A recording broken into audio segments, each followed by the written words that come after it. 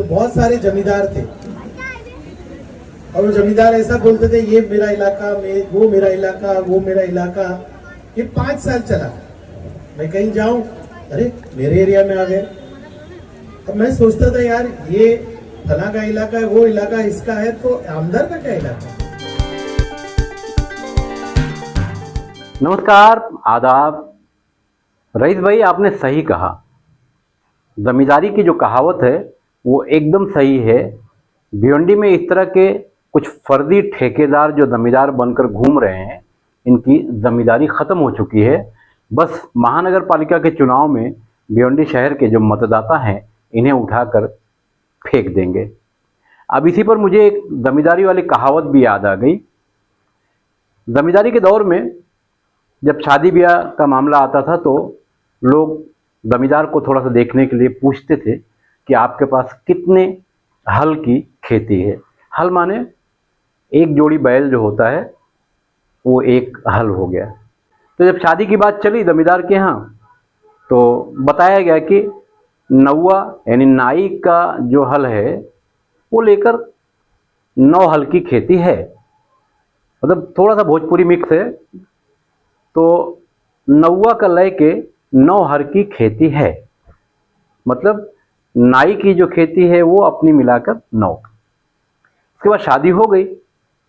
शादी होने के बाद मालूम पड़ा कि वो जो नाई था जमींदार के 8 हल यानी 16 बैल खरीद चुका था और जमींदार महोदय के पास एक ही हल की खेती बची है।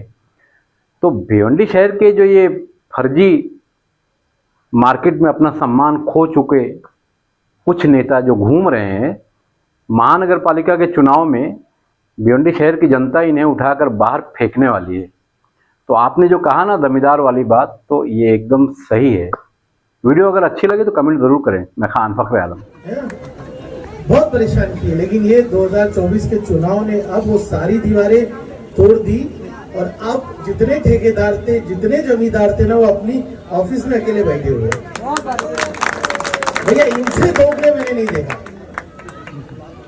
मैं समझता हूँ, मैं वो जुमला नहीं बोलना चाहता, लेकिन बिकने की भी एक तरीका होता है। बिकने का भी एक तरीका होता है। इंसानियत नाम की चीज नहीं है इनमें। मतलब कौम और मिल्लत, जिम्मेदारी, इलाके के तरफ तुम्हारी जिम्मेदारी कुछ नहीं। बस ये कि मैं और मैं। इस मैं का खात्मा 20 तारीख को हुआ, उसका जनाजा 23 तारीख को होता। अरे इतना रोब, बाप रे बाप। देखिए ये जमहूरियत है, ये रईस का भी इलाका नहीं है, सिर्फ भिवंडी करो का इलाका है। स्टेज पे मेरे साथ जो मेरे जिम्मेदार खड़े ना, ये उनका इलाका है। इतना गुरूर, इतना घमंड कभी नहीं होना चाहिए। मैं आमदार बनने के बाद भी सोचता हूँ कि अल्लाह मेरा सर नीचे रखकर, मेरी निगाह नीचे रखकर मेरे दिल में भिवंडी का दर्द रख। तो जुमा की नमाज में मैंने दुआ मांगी कि अल्लाह इतना तकब्बुर कभी मत देना कि जिसको लोग ऐसे लगते हैं जैसे कि हमारे जेब में जमहूरियत है। कल मैं चाहूंगा कि एक शख्स कोई आगे आए और रईस शेख से बेहतर काम करे, ऐसा होना चाहिए। ये सोच होनी चाहिए। मैंने बहुत तकलीफें झेली काम करने के बाद भी। ये बिकाऊ लोग जो संतोष शेट्टी की लाइन लगा रहे थे, मैं पूरी लिस्ट दे सकता हूं आपको। हाँ क्या मैं खड़े होके जीतूंगा? नहीं, मैं हरा दूंगा। अरे अल्लाह की जात है भाई, इतनी ताकत अल्लाह ने किसी इंसान को नहीं दी कि वो अल्लाह का फैसला पलट दे।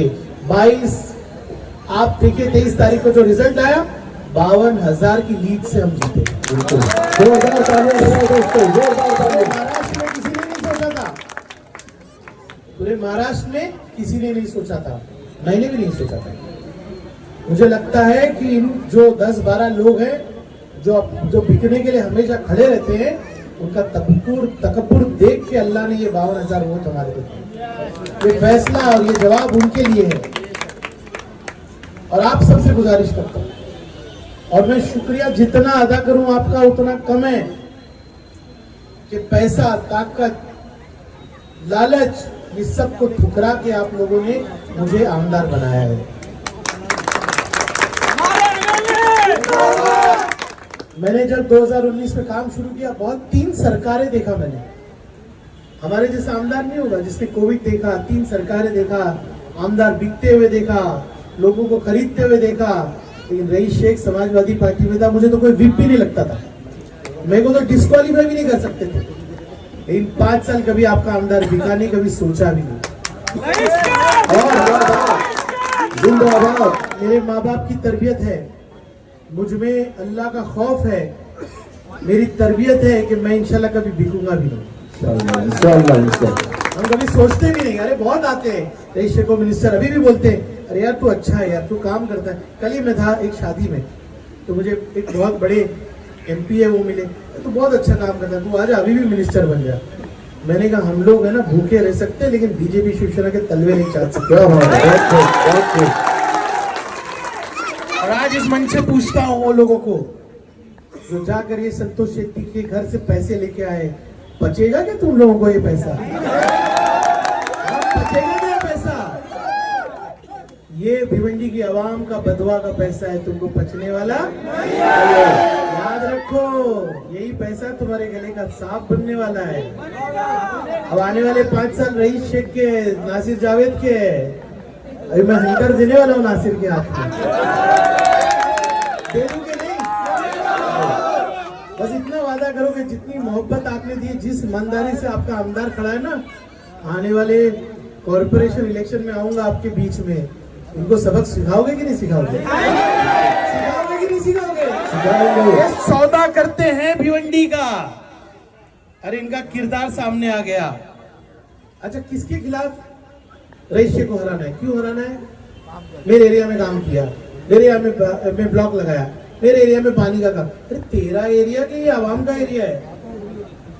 याद रखना ये चीजें। आप सबने इतनी मोहब्बत दी, आगे मेरे बहुत प्लान है। IGM का भी काम 22-23 करोड़ से शुरू हो रहा है। IGM के बाजू में नया अस्पताल चालू हो रहा है, 25-30% काम उसका हो गया। उसके बाद अभी हफ्ते भर 10 दिन में हम पाइपलाइन का रोड चालू कर देंगे। चाविंद्रा में रोड बन रहा है, अभी 25 करोड़ का फंड अभी आया है, मैं और काम करना शुरू करूंगा। थोड़ा हो सकता है इस बार ज्यादा काम हम पद्मानगर दूसरी एरिया में भी करेंगे, फिर फंड आएगा, फिर एबी नगर में शुरू करेंगे। काम बहुत है, मानते कि नहीं? ये जो बड़ी बड़ी बात करने वाले 10 साल में कुछ किए क्या? तारीफ भाई आ जाओ, आप इधर आ जाओ, दिल पे हाथ रख के बोलो, आमदार से ज्यादा ही आदमी ने काम किया कि नहीं? नगर सेवक से ज्यादा काम किया कि नहीं? किया। अरे भाई, मेरे साथियों को नगर सेवक बनने की जरूरत नहीं, अल्लाह ताला ने इतनी ताकत दी है कि इनको नगर सेवक से ज्यादा फंड हमने दिया। ये तरक्की के खिलाफ है, ये तरक्की के खिलाफ है। 400 करोड़ रुपया 2.5 साल में 400 करोड़ रुपया काम किया और काम करेंगे। सबसे ज्यादा मैं बोलूंगा आपको, आज मैं चाहूंगा, मैं पीछे कल से पड़ गया हूँ भाई, इंशाल्लाह मेरी हसीना को सबको लेके ना 2025 में मेट्रो में बैठ के मुंबई जाना है मुझे। उसके बाद 22-62 स्कूल शुरू हुई, अब मैं पीछे पड़ गया हूँ। फातिमा नगर में, पद्मा नगर में, हर जगह स्कूल ऐसी खोलना है हमने।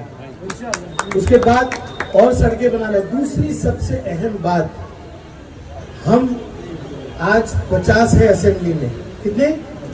बहुत बड़ी मुसीबत आई है हम पे भाई। हम लोग 150 थे, 160 थे, अभी 50 पे आ गए। तुम्हारे भाई को 5 साल अपना सीना आगे देना है बीजेपी की गोली खाने के लिए। अब कोई बच्चा नहीं, सब सीनियर हार गए।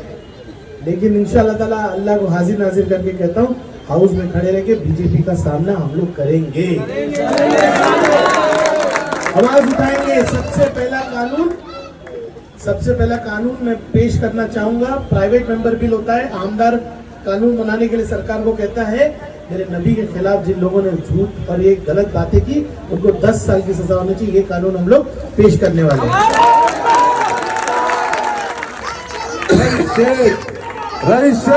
उसके बाद हमारी मेट्रो, हमारे अस्पताल, हमारी सड़कें, और सबसे बड़ी बात हम लोगों के लिए रोजगार, हम लोगों के लिए रोजगार।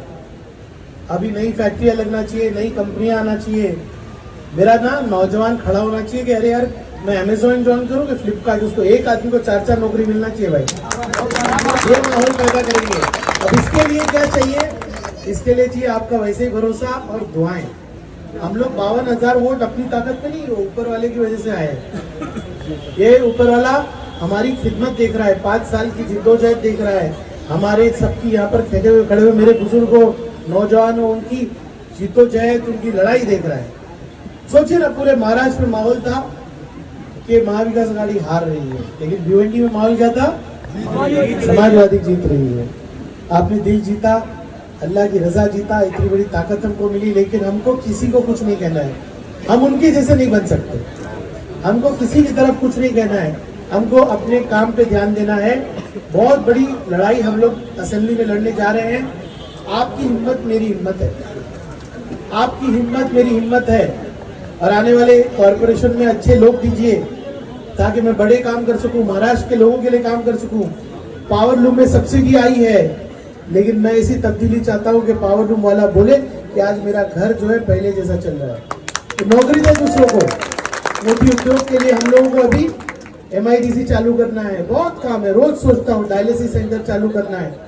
एक ऐसी बड़ी लिस्ट है कि मैं बता नहीं सकता, क्योंकि 20 साल से हमारे इलाके में काम नहीं हुआ। आप सब इतनी मोहब्बत देते रहे। नासिर जावेद का, निहाल भाई का बहुत शुक्रिया।